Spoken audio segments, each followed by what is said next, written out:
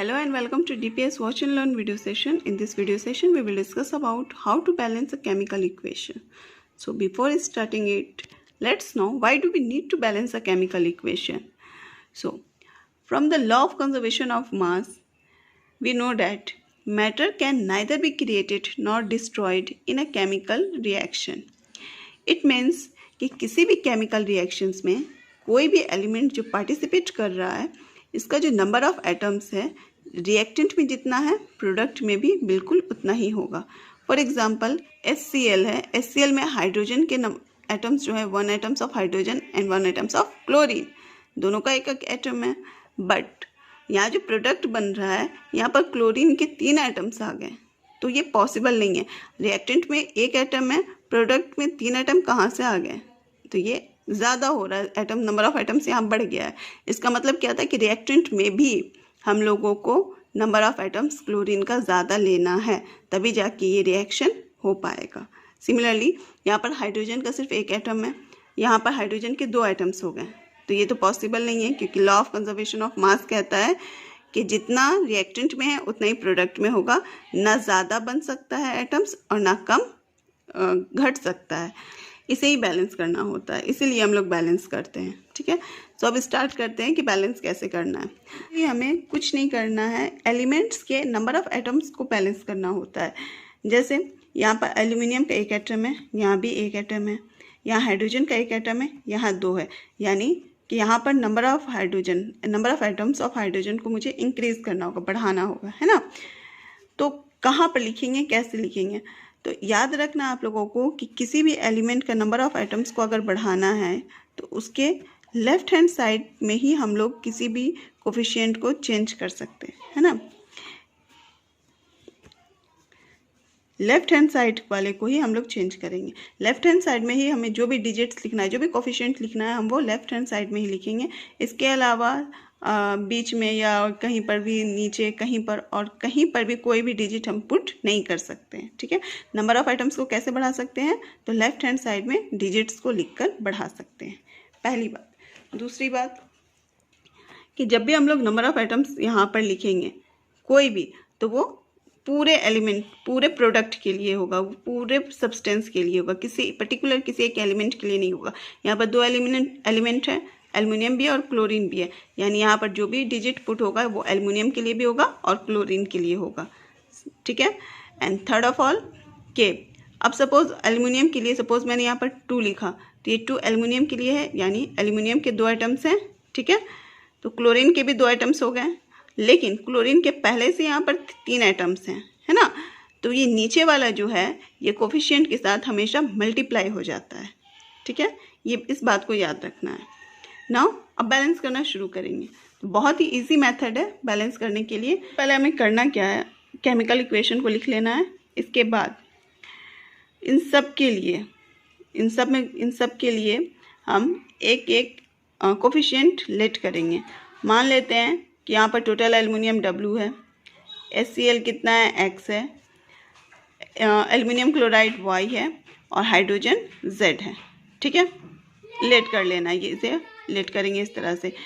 WXYZ मैंने late किया है, आप ABCD PQRS मतलब जो भी आप चाहें कोई भी वेरिएबल आप यहाँ पर लेट कर सकते हैं. लेट करने के बाद अब हमें चेक करना है क्या है, 1 बाय 1 एलिमेंट्स को हम लोग चेक करेंगे कि उसमें कितने एटम्स हैं. एल्युमिनियम है, यहाँ एल्युमिनियम के आगे W लिखा है, तो किसी भी एलिमेंट के आगे जो लिखा रहता है, जो डिजिट लिखा रहता है, उसका मतलब होता है कि उसमें उतना नंबर ऑफ एटम्स है. सो एल्युमिनियम के आगे W लिखा मैंने, इसका मतलब एल्युमिनियम के कितने एटम्स हैं, यहाँ रिएक्टेंट में W एटम्स हैं, तो यहाँ पर W मैंने लिख दिया. अब चेक करते हैं रिएक्टेंट में और कहीं पर एल्युमिनियम है, नहीं है. तो अब प्रोडक्ट को देखेंगे. प्रोडक्ट में एल्युमिनियम यहाँ है, तो प्रोडक्ट में एल्युमिनियम में कितने एटम्स हैं, Y हैं. ठीक है, but law of conservation of mass कहता है कि जितना एटम रिएक्टेंट में होगा उतना ही प्रोडक्ट में होगा, यानी कि यहाँ पर अलग अलग वेरिएबल्स लिखा हुआ है बट दोनों इक्वल होगा, है ना. So W equal to Y equal कर देना है. ठीक है, नेक्स्ट आते हैं, एल्युमिनियम हो गया, एल्युमिनियम के बाद है हाइड्रोजन क्लोराइड. हाइड्रोजन क्लोराइड में जो पहला एलिमेंट है वो है हाइड्रोजन. अलग अलग एक एक एलिमेंट को हम लोगों को चेक करना है. सो ये जो x लिखा है मैंने ये दोनों के लिए है, ये इस पूरे के लिए है। तो पहले हाइड्रोजन के लिए चेक करते हैं। हाइड्रोजन के कितने एटम्स हैं, यहाँ x एटम्स हैं, लिख दिया मैंने। और कहीं पर हाइड्रोजन है रिएक्टेंट में, नहीं है। इक्वल टू का साइन देंगे। नाउ हाइड्रोजन कहाँ है, इसमें नहीं है, यहाँ पर है। यहाँ पर हाइड्रोजन का कितना एटम है, z एटम है, ठीक है, z एटम है और प्लस ये 2 पहले से है। तो ये जो नीचे की तरफ लिखा हुआ रहता है ये इससे हमेशा मल्टीप्लाई हो जाता है, ठीक है। इस याद रखना आप लोगों को। अभी मैंने बताया था कि ये जो नीचे वाला जो रहेगा ये इससे मल्टीप्लाई हो जाएगा, यानी जो भी नीचे लिखा रहेगा एलिमेंट के नीचे रहेगा वो जो हम लोग वेरिएबल्स लिखेंगे उससे मल्टीप्लाई होगा। तो 2 इंटू जेड 2z हो गया, हाइड्रोजन हो गया। अब कौन है, क्लोरीन। सो क्लोरीन के कितने एटम्स है रिएक्टेंट में, x रिएक्टेंट है, क्लोरीन के लिए x लिख दिया। अब यहाँ क्लोरीन चेक करते हैं कहाँ है, यहाँ पर है। तो क्लोरीन का पहले से 3 एटम है और स्टार्टिंग में y है, यानी कि y एटम्स ऑफ क्लोरीन, और यहाँ पर 3 पहले से है। तो 3y मल्टीप्लाई कर देना है। तो टोटल कितने हो गए क्लोरीन के प्रोडक्ट में एटम्स, 3 इंटू वाई 3y हो गया। और कोई एलिमेंट नहीं है, एल्युमिनियम हो गया, हाइड्रोजन हो गया, क्लोरीन हो गया। अब नेक्स्ट हमें करना क्या है कि यहाँ पर जो वेरिएबल सबसे ज़्यादा टाइम रिपीट हुआ है उसे 1 लेट कर लेना है, 1 मान लेना है। तो यहाँ W एक ही बार रिपीट हुआ है, Y 2 टाइम्स रिपीट हुआ है, X भी 2 टाइम्स रिपीट हुआ है और Z 1 टाइम रिपीट हुआ है। सो Y और X में से किसी भी एक को हम लोग 1 लेट करेंगे। यहाँ मैंने Y लेट किया है, Y को 1 लेट किया है। सो Y इक्वल टू 1, ठीक है। तो अगर हम लोग y इक्वल टू 1 करते हैं तो जहाँ जहाँ y है वहाँ पर 1 वैल्यू पुट करके देखेंगे, उसे सॉल्व करेंगे। तो सबसे पहले w इक्वल टू वाई था, w equal to Y, y मैंने 1 लेट किया था। So w equal to 1, w equal to भी 1 आ गया। तो मुझे y और w का वैल्यू पता चल गया है। नेक्स्ट आते हैं, x z है, मुझे अभी y और w का वैल्यू पता चला है। अच्छा यहाँ y है तो यहाँ से x का वैल्यू निकाल सकते हैं। सो नेक्स्ट आते हैं x इजिकल टू 3y, ठीक है। तो y का वैल्यू मुझे पता है 1 है, तो y की जगह y के प्लेस पर 1 पुट करेंगे तो 3 इंटू वाई यानी 3, यानी x का जो वैल्यू निकला वो 3 निकला। x का भी वैल्यू पता चल गया। नाउ x और z वाला जो रिलेशन है अभी से सॉल्व कर सकते हैं। सो x इजिकल टू 2z है ना। तो x इक्वल टू क्या आया, 3 आया, 3 लिखा मैंने। तो z इक्वल टू क्या हो जाएगा, x इक्वल टू 3 लिखा तो ये जो 2 है ये इसके नीचे आ जाएगा और z इक्वल टू 3/2 हो जाएगा, ठीक है। तो इस तरह से मुझे w x y z इन चारों का वैल्यू पता चल चुका है, ठीक है। अब कुछ नहीं करना, बस इन वैल्यूज़ को इनके प्लेसेस पर पुट कर देना है, ओके। सो पहला वाला क्या था, w था, w a l, तो w इक्वल टू क्या आया है 1, तो a l के साथ यहाँ पर 1 आ गया, ठीक है। नेक्स्ट w के बाद x S C L, x का वैल्यू क्या आया 3, तो 3 एस सी एल, ठीक है। देन क्या है y, ठीक है। तो y का वैल्यू क्या आया, y का वैल्यू है 1 जो हमने लेट किया था, तो y की जगह पर 1 हो गया, 1 AlCl3, ओके। नेक्स्ट z का वैल्यू क्या आया 3/2 है ना, तो 3/2 H2। सारे वैल्यूज पुट हो गए, बट एक प्रॉब्लम हुआ। प्रॉब्लम क्या हुआ कि जो भी कोफिशिएंट होगा वो फ्रैक्शन में नहीं रह सकता है, ठीक है। फ्रैक्शन में इसे नहीं रखना है, तो इसे फ्रैक्शन से हटाना होगा। फ्रैक्शन से कैसे हटा सकते हैं, अगर मैं इसे 2 से मल्टीप्लाई करूं तो ये 2 कट जाएगा, सिर्फ 3 बचेगा, है ना। तो मैं सिर्फ इसे इंडिविजुअली 2 से मल्टीप्लाई नहीं कर सकती हूँ, तो मुझे इससे करना क्या होगा, इस पूरे को मैंने 2 से मल्टीप्लाई कर दिया इसे हटाने के लिए, ठीक है। क्योंकि आप लोगों ने मैथ्स में पढ़ा होगा कि प्लस में है और अगर कोई चीज़ प्लस में रहता है तो हम लोग सिर्फ उसे इंडिविजुअली हम लोग उसमें कोई डिजिट पुट नहीं कर सकते, है ना। तो मुझे सिर्फ यहाँ पर 2 पुट करना है, इनटू में 2 डालना है। इसके लिए क्या करेंगे, सबको 2 से मल्टीप्लाई कर देंगे। सो 2 इंटू 1, 2 इंटू 3, 2 इंटू 1 अगेन और 2 इंटू 3/2, सबको मैंने 2 से इंटू कर दिया। तो 2 इंटू 1 2 हो गया, 3 2 जा 6 हो गया, 1 2 जा 1 इंटू 2 ही रहेगा और ये 2 कट जाएगा तो 3 आया, तो 3H2। तो ये जो हमारा इक्वेशन आया है ये बैलेंस्ड हो चुका है। देख लेते हैं, एल्युमिनियम के 2 एटम, यहाँ भी एल्युमिनियम के 2 एटम हो गए। हाइड्रोजन के 6 एटम्स हैं, 3 2 जा 6। मैंने कहा था कि मल्टीप्लाई करना, कोफिशिएंट से जो नीचे का रहेगा उसे मल्टीप्लाई करना, 3 2 जा 6, 6 एटम्स हो गए हाइड्रोजन के। क्लोरीन के भी 6 एटम्स हैं, है ना। यहाँ 3 एटम्स हैं और ये 3 2 से मल्टीप्लाई होगा तो 3 2 जा 6, क्लोरीन के भी 6 एटम्स हो गए। सो ये जो हमारा इक्वेशन है ये बैलेंस्ड हो चुका है। एक और एग्जाम्पल देख लेते हैं।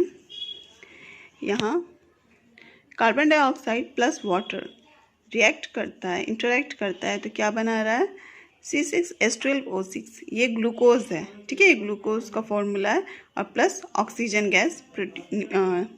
गैस बनता है, ठीक है। सो देख लेते हैं, यहाँ पर कार्बन का 1 एटम है, यहाँ 6 एटम है, तो क्लियर है कि ये बैलेंस नहीं है, इनबैलेंस्ड है ना। इसे बैलेंस करना होगा।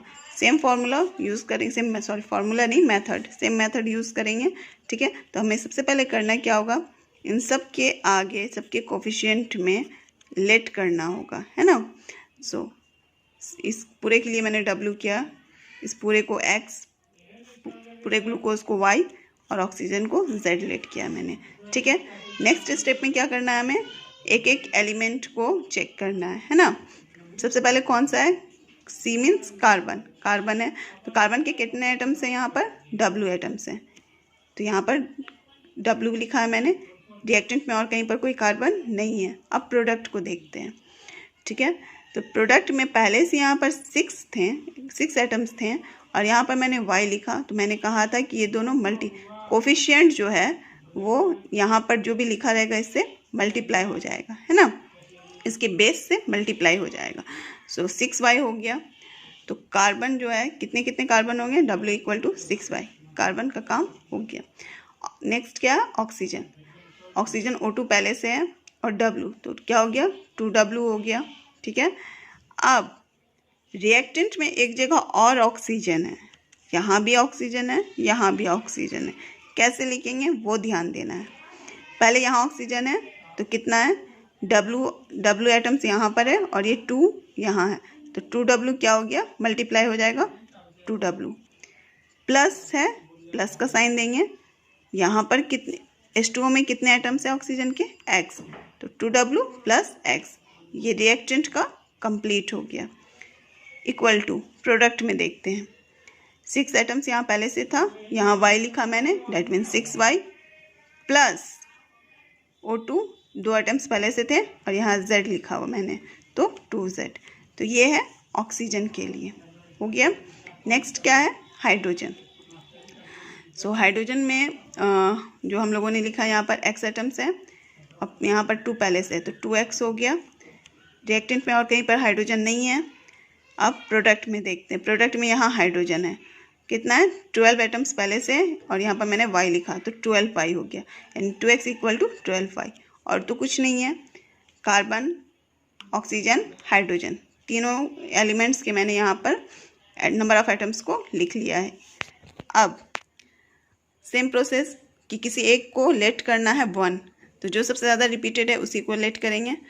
W, ठीक है, W यहाँ तो चारों रिपीटेड है, तो W एक ही बार रिपीटेड है, Y 2 टाइम्स रिपीटेड है, X 1 टाइम, तो Y = ले लेते हैं, तो लेट Y = 1, Y को 1 लेट कर लेंगे। जो ज़्यादा टाइम रिपीटेड रहेगा बस उसी को 1 लेट करना, कुछ और लेट नहीं कर सकते, कोई और डिजिट लेट नहीं करना है, 1 लेट करना है।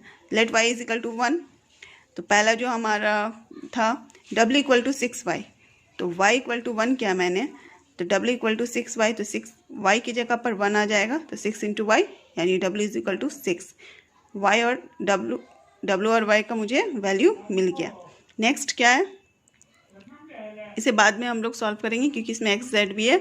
अभी मुझे सिर्फ Y और W का वैल्यू मिला है, पहले इसको कर लेते हैं। तो 2X = 12Y, ठीक है। X का वैल्यू मुझे पता नहीं है, Y का वैल्यू क्या है, 1 है, 1 पुट करेंगे। 2X = 12 × 1, सो X = 12/2, नीचे चला जाएगा, तो ये कटेगा, 2 1 2, 2 6 12, तो X = क्या आया, 6 आया। अब मुझे X Y W X Y का वैल्यू पता चल गया है, Z का निकालना है। Z कहाँ है, इसमें है ना। तो अब हम लोग इस पूरे बड़े वाले इक्वेशन को सॉल्व करेंगे। सो W क्या है, W = 6 है, तो 2 × 6 प्लस X क्या आया, X भी 6 आया, तो +6 = X क्या है, 6 है, तो 6 × 1, है ना, 6 इंटू 1 हो गया, और प्लस 2z है, तो z का तो मुझे वैल्यू फाइंड आउट ही करना है। तो 6 2 जा 12 और प्लस 6 18 हो जाएगा यहाँ, इक्वल टू 6 प्लस 2z। ये 6 इस साइड आएगा माइनस में, सो z इक्वल टू जो है वो 6 आएगा, है ना। तो x y z सारे वैल्यूज़ मुझे पता चल चुके हैं, अब बस इसे पुट कर देना हमारे इक्वेशन में। सो w इक्वल टू क्या है, 6 है, तो 6 CO2 then plus plus XH2O, x कितना आया है, 6 आया है, XH2O मीन्स 6H2O हो गया। नेक्स्ट y ग्लूकोज y का वैल्यू क्या है, 1, तो 1 लिखने की ज़रूरत नहीं होती है, कुछ ना लिखा हो इसका मतलब वहाँ पर कोफिशिएंट जो है वो 1 है, ठीक है। ग्लूकोज आ गया, plus ZO2, z equal to क्या आया है, 6 आया है, यानी 6O2। चेक कर लेते हैं एक बार। 6 कार्बन के कितने एटम, 6, और कहीं पर तो रिएक्टेंट में नहीं है, प्रोडक्ट में भी 6, बैलेंस हो गया। ऑक्सीजन देख लेते हैं, यहाँ 2 यहाँ 6, तो 6 2 जा 12, ठीक है, यहाँ पर 12 हो गया, और यहाँ पर 6 1 जा 6, है ना, तो 12 और 6 18 हो गए, है ना। यहाँ देख लेते हैं, यहाँ पर 6 है, ऑक्सीजन यहाँ 6 है, प्लस यहाँ 6 2 जा 12, तो यहाँ भी 18 हो गए, ये भी इक्वल हो गया है, ओके। नेक्स्ट है हाइड्रोजन, 6 2 जा 12, और यहाँ तो 12 है ही, इसका मतलब ये पूरा जो है हमारा इक्वेशन बैलेंस हो चुका है। एक और एग्जांपल देख लेते हैं। Fe2SO4 whole 3 plus KOH K2SO4 plus FeOH whole 3। So ferric sulphate trihydrate जो है वो पोटाशियम हाइड्रोक्साइड के साथ रिएक्ट करता है, तो पोटाशियम सल्फेट और FeOH होल 3 बनाता है। तो यहाँ पर देख लेते हैं, यहाँ पर जो आयरन है वहाँ पर आयरन के 2 एटम्स हैं, यहाँ 1 एटम है, तो क्लियर दिख रहा है कि ये बैलेंस्ड नहीं है। तो सेम रूल अप्लाई करेंगे, इन जो भी जितने भी सब्सटेंस हैं इन सब के आगे हम लोग एक एक कोफिशिएंट डालेंगे, इस पूरे को W then X then Y then Z, ABCD करके भी डाल सकते हैं। अगर इसके आगे कुछ होता, सपोज जैसे ABCD, अगर कुछ और होता तो E कर लेते हैं, है ना, इस तरह से करके कर सकते हैं। सो हो गया, ये फर्स्ट स्टेप कंप्लीट हो चुका है। अब क्या करना है, एक एक एलिमेंट को कंपेयर करके इक्वल करना है। सबसे पहला एलिमेंट क्या है, आयरन, यहाँ पर W है, आयरन के यहाँ पर 2 एटम्स पहले से हैं, 2W हो गया, यहाँ और कहीं आयरन नहीं है, ठीक है। नेक्स्ट आते हैं, यहाँ भी आयरन नहीं है, यहाँ है, ठीक है। यहाँ पर आयरन का सिर्फ एक एटम है, और यहाँ पर Z लिखा है मैंने, तो Z इंटू 1, तो सिर्फ ये Z हो गया, आयरन का एटम बैलेंस हो गया कंप्लीट। नेक्स्ट आते हैं सल्फर, S यानी सल्फर होता है, सो ये विद इन द ब्रैकेट है और इसके बाहर 3 है, इट मीन्स ये 3 जो है ये सल्फर के साथ मल्टीप्लाई होगा, और ये जो 3 है ये ऑक्सीजन के साथ भी मल्टीप्लाई होगा, ठीक है। सो सल्फर 3 सल्फर यहाँ से हो गए, और ये W एटम्स बाहर में है, तो टोटल कितने हो गए, 3 और W, 3W, ओके।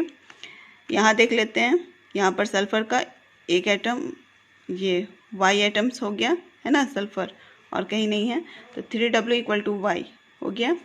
अब है ऑक्सीजन, 4 एटम्स हैं यहाँ पर पहले से, अंदर में 4 है, बाहर में 3 है, तो 4 3 जा 12 एटम्स यहाँ हो गए, और ये बाहर में W एटम्स हैं, तो 12W हो गया, सॉरी 12W हो गया ये, ओके। इसके साथ ही प्लस यहाँ पर भी रिएक्टेंट में एक और जगह ऑक्सीजन है, तो इसे प्लस करके लिखेंगे, plus X atom of oxygen, तो 12W प्लस X ये हो गया। अब इक्वल टू का साइन देंगे। नेक्स्ट प्रोडक्ट में देख लेते हैं, यहाँ पर 4 एटम्स हैं और बाहर Y है, तो 4Y हो गया, plus with in the bracket यहाँ O है ना, तो यहाँ पर 3 हो गए, और ये Z 3Z हो गया, तो ये पूरा ऑक्सीजन का नंबर ऑफ एटम्स इक्वल हुआ, ठीक है।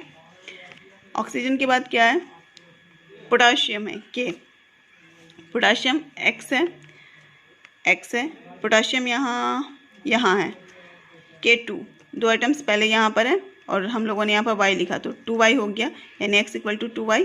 अब बात करते हैं हाइड्रोजन की, तो यहाँ पर एक X एटम हाइड्रोजन हो गया, ठीक है, X, और यहाँ कहीं और प्रोडक्ट में हाइड्रोजन यहाँ पर है, सो यहाँ पर with in the bracket H है ना, सो ब्रैकेट के बाहर 3 लिखा हुआ है, इट मीन्स 3 हाइड्रोजन यहाँ पहले से है, और यहाँ हम लोगों ने Z लिखा था, तो इस Z के साथ ये 3 जो है वो मल्टीप्लाई हो जाएगा, मल्टीप्लाई होता है हमेशा, इस बात को याद रखना है, तो 3Z होगा। तो सारे एलिमेंट्स के एटम्स यहाँ पर इक्वल हो गए हैं। अब हम लोग XYZ का वैल्यू निकालेंगे। वैल्यू निकालने के लिए मैंने क्या कहा था कि जो ज़्यादा टाइम रिपीटेड वेरिएबल है उसे 1 लेट करेंगे। तो W 2 टाइम्स रिपीटेड है, Z ये भी 2 टाइम्स रिपीटेड है, Y ये भी 2 टाइम्स रिपीटेड है, ओके, और X ये भी 2 टाइम्स रिपीटेड है। और ये वाला जो इक्वेशन है इसमें तो चारों चीज़ें हैं, ये चारों वेरिएबल्स हैं, सो सब भी 2 टाइम्स रिपीटेड है, किसी भी एक को हम लोग 1 लेट कर लेंगे। यहाँ मैंने W को ही 1 लेट किया, लेट W इक्वल टू 1। तो पहला जो हमारा इक्वेशन है उसको देखते हैं।